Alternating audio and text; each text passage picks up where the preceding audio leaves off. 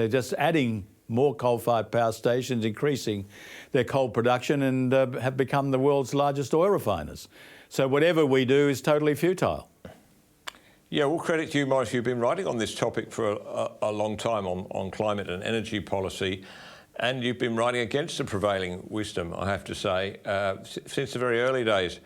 Do you feel a sense of vindication about the way things have turned out? With the climate and the predictions of various catastrophic events not coming to pass, but also with, I think, your conviction very early on that you can't power a sophisticated economy like ours with wind and solar panels alone. Well, clearly we can't. I mean, it's not really a question of me being vindicated. I think that it was there for people with eyes to see and not prepared to accept the tosh that was being put out by the authorities to insist that we invest in these wind and solar renewable energy generators. It was very clear it was going to be more expensive.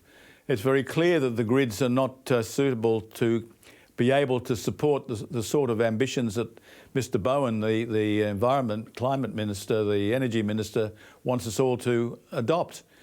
So people are now waking up to the fact they weren't, I mean, to be fair, people weren't told what to expect. They weren't told the outcome. They were misled into believing that there would be lower energy costs the more renewables we had. And even as an election promise, Mr. Albanese said our electricity bills would reduce by $275 a year. I'm still waiting for my reduction. So, I mean, this is the sort of thing we talk about: disinformation, misinformation. The government will be exempt from any sort of comeback from the public, but they can put out misinformation and disinformation as long as they like.